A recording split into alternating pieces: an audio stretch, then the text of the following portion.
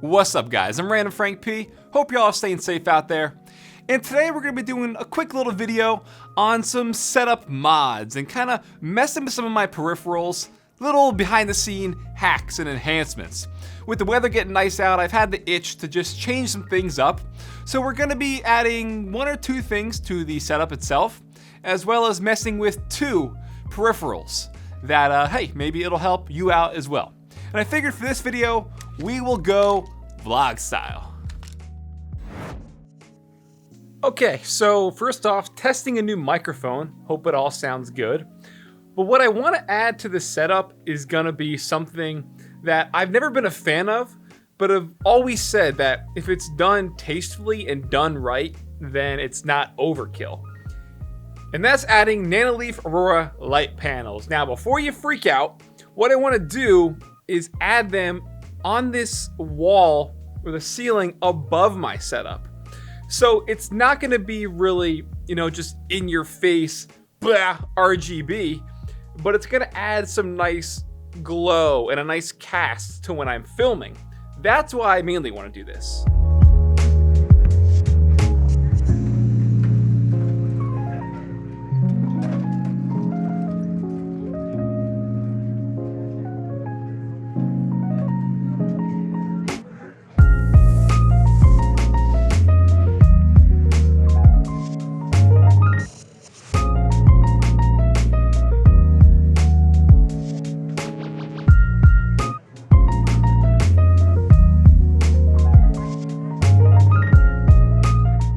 Alright, so like I said, gonna have them mounted above the setup here on this wall.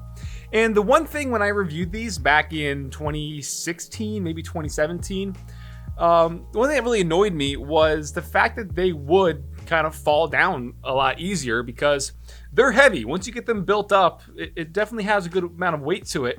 And they only include these, well, they include a bunch of them, but you can see just how tiny they are. These tiny little 3M adhesive strips. We probably got like 20 plus there, but they're still small. And obviously with them being mounted on a ceiling, gravity. It's only a matter of time before they're gonna wanna fall down. So that's my main concern. So I'm gonna use an additional set of adhesive strips. I have those those Velcro pins that I use to hang that print above my minimal setup over there. So I'm gonna use those as well and just hope for the best, because if these fall off in the middle of the night, my security system is gonna go crazy.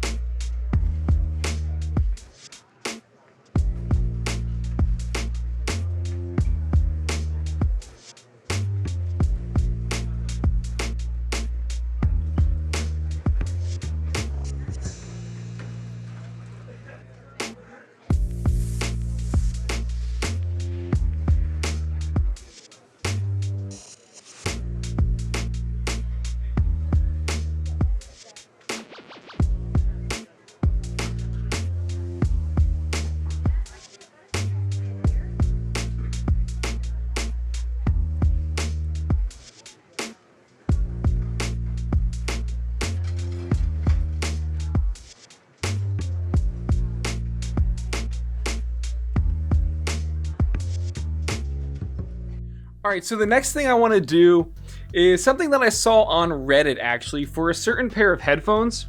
I've talked about them, I've showed them off, but I am a huge fan of the Philips SHP 9500. They are only $65, often around $55 on sale, but these for a budget pair of headphones, 100% rival headphones in the $200-300 price range. For just what they are absolutely amazing. One of my favorite pairs of headphones of all time, especially just at that price. Now, I saw someone on Reddit do a mod to these that kind of made them like a glass, like a baby HD 820 from Sennheiser with the glass side. And what they did was they were actually an optician, and they said that those little, when you're getting your eye test done, those little lenses that come down when you're looking into that machine, your doctor's like, all right, which one looks better, one or two? One or two? One, two. You're like, they're both the same. He's like, no, pick one or I'm gonna kill you. You're like, all right, two looks better. those. The guy used a 58.5mm lens and then modded them into his headphones. Well, obviously, I don't have access to that unless I'm going to break into my eye doctor, which I'm not going to do. So I was doing some searching around, and then I thought, what about a lens filter? So I picked up a 58mm UV lens filter for, cameras and stuff to put on your lens. This one from Tiffin was $5. I got 2 of them so I can put one on each of the grills, and hopefully it works and works out good. I don't know. Figured give it a try. All right, so as you can see, the mesh grill and the actual lens filter are almost identical in size. The lens filter itself is 58mm and the grill itself is 58.5mm. So it should be an ideal fit, but that's where some of the, modding and stuff comes into play. So once we take it out, we could get it installed properly without any wiggle room and stuff like that. Now, Philips made modifying these damn near impossible, and just removing the ear cups take an extreme amount of force, like uncomfortable to the amount where you feel like you're gonna break it.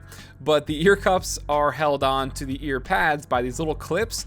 So once you pop those off, you could start to have access to the actual screws, which lets you open up the grill. Once you take the 4 screws out, you're going to want to use something to get in between the yoke there, because you can see where it's held on. You have to kind of push that grill outward because it's held in where the screws are with the little prongs and stuff. So once you push it out, you can now have access to the open driver itself and the mesh filter and the ring which it sits inside. So once the grill itself is out, we don't need that, but you still want to hold on to this ring because that's where the new glass filter is going to go and stay in place. Now this is where it gets tricky, because for the actual lens filter, there's no real easy way to separate the glass from the filter itself, and this additional sort of thread on the inside which keeps the glass, down and in place. So I used a few different tools. If you have like a toolkit from like iFixit, they have a ton of things that could help you out. But you want to get something that slips in between the glass and the little thread on the inside so you can start to separate that. Like I said, it's not easy. You do want to apply some force to the thread while also being wary not to scratch or break the glass. But if you should push out against the actual thread itself, you'll hear it kind of sound like it's cracking, but what you're doing is pretty much just separating the glue from the filter, which is what you want to do. And then once I started to, make some progress, about 5 minutes later, I got it propped up, put a little piece of plastic in between it so it wouldn't scratch, and I just worked my way around the little internal thread itself to separate it, which is gonna let us have access to the glass, because once that top little ring is out, like I'm taking off here, now the glass just pops out, which is exactly what we want. So it's gonna take a while, but trust me, it's worth it, because this is the only way you can do it without breaking the actual glass. And do make sure to have a microfiber cloth on hand, because just from you touching it during the whole handling process, it's inevitable. There's gonna be fingerprints on this. And for anybody now still watching, the next part, there's no real right or wrong way to do this, but what I did, since there was that 0.5mm gap in between, I just used a few thin strips of the 3M adhesive tape, like double-sided tape, and I put it a little bit on the top and bottom of the inside of the ring there. You can kind of see it up top, just to give it like a sort of bed to rest on and to sit up against, so it's not wiggling around on the inside. And then once I did that, I did add a little bit of Elmer's glue along the inside as well, just so it bonds to that. And I just did the side of the filter because we don't want this, going underneath the glass and being visible, because that would ruin the appearance. So just a little bit on the sides where the glass is going to be, there's going to be that gap against the actual plastic filter. That's what you want to kind of, stick together. So it looks bad on the inside, but you're not going to be seeing that. Once you flip it around, it should look just like this, nothing real visible. Just gotta wipe it down again. Then you put that back on the driver, screw it back into place, put back on the ear cups, and you should be good to go. Now I'm interested to see how these sound. All right, so I just got done listening to some music, trying these out, let them dry for a bit. And as you can tell, yes, it looks good, looks great. However, when it comes to headphones, it's not about looks, it's about sound. And immediately, it was a different soundstage. Now, it's to be expected because obviously with the stock pair right here, as you can see with the open back grill, like the mesh here, this widens the soundstage. Now with it being closed, it lessens it. But that really wasn't the problem. What I don't like is obviously with the sound bouncing off glass, the highs and the treble is just through the roof. Decent amount of clarity lost in that just because it is so high. And it does increase bass a little bit, but not as much as I was hoping. Because if anything, the one downfall with open back headphones is the lack of that punchy bass. Although with these compared to this now, this has better bass. So this pretty much did nothing that I was hoping for it to do. But like I said, I saw that post on Reddit, thought it was a cool idea, wanted to try it out.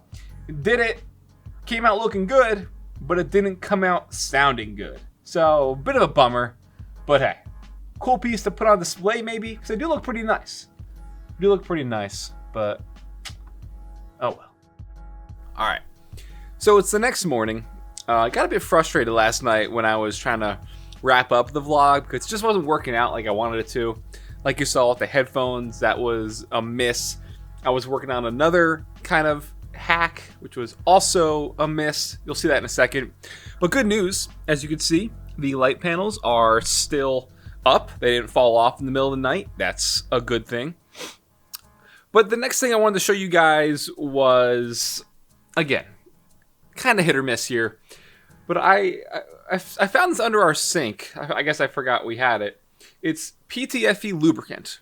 And you know, someone like me who, in the gaming and peripheral review community, when I see PTFE lubricant, that reminds me of, you know, mouse feet with their PTFE, the 100%, you know, the Teflon feet on the bottom. And I figured, could you use this with a mouse to lubricate the feet to give it more of a glide? And last night when I tried it out, you know, what you do is you apply a very small amount onto like a microfiber cloth, kind of like buff it into the mouse feet. But I was using a cloth mouse pad, and it worked for, you know, the first minute or so until the PTFE lubricant got absorbed into the mouse pad, and then it just kind of dried off of the feet naturally. So that bummed me out, and I was like, you know what, this vlog is just a bunch of fails. I'm gonna end it. And then overnight, it kind of occurred to me, what about a different textured mouse pad, kind of like here with my Mad Catz Glide 38. This is a rubberized texture that doesn't absorb water, doesn't absorb anything really. So what I did was I put, again, a little bit of this on the bottom of my Razor Viper Ultimate, and these feet are 100% virgin Teflon, so it's the purest form of PTFE, and used it on the rubberized surface, and it didn't absorb, and it stayed on pretty well, which is good to see. And it definitely gave it, you know, a good boost. It definitely had more of a glide, but it's just not practical. So I was just like, where is this vlog going?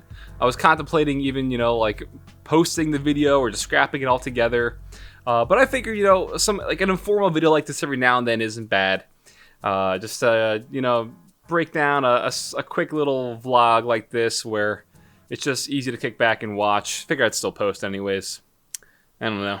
So yeah, before I wrap the video up, I will say kind of a fail of a vlog. But we have a lot of content under embargo coming up. So I know there's been a bit of a dip in content this over the weekend and stuff. But I've got a ton in the queue that we're working on right now, which is by the background, if you saw, is so messy. A lot of the things I'm pretty sure I had to put in boxes so you guys can't see what it is because they're not out yet. Good stuff coming though. But yeah, I just wanted to get a video out for you guys because I know really weird, chaotic time in the world right now. People need an escape. I just want to get some videos out to people who are like, you know, the hardcore fans of the channel who are still watching to this point, who just need that escape just for 10-15 minutes to watch a video, forget about stuff. Still want to get it out, you know, but it didn't turn out entirely how I hoped. But don't worry, so like I said, tons of stuff coming up this week. And some pretty interesting stuff coming next weekend. 2, in particular, very cool keyboard videos. Hopefully. But yeah, that'll wrap it up, guys, for this little setup hacks fail vlog at this point, unfortunately. Hope you enjoyed. And last thing before I go, I've been thinking of 2 different vlog formats for the next time I do a vlog. Do you guys want to see more of a behind the scenes of my channel kind of vlog, or like a day in the life kind of vlog? I know they're both very similar if you think about it, but I could take them in 2 different directions. A day in the life would be a day in my life from wake up to going to sleep, versus behind the scenes, if you don't want to see more of the personal stuff, just all the stuff that I do in a day to get a video up, filmed, edited, all that kind of stuff, the gear I use. So let me know down below which of the 2 you think you'd like to see more. And who knows, maybe I'll wind up doing both. But yeah, just want to throw that out there. But yeah, I'm going to end it there again for like the 2nd time now. All right, I'm Random Frank P. Hope you enjoyed. Have a good day.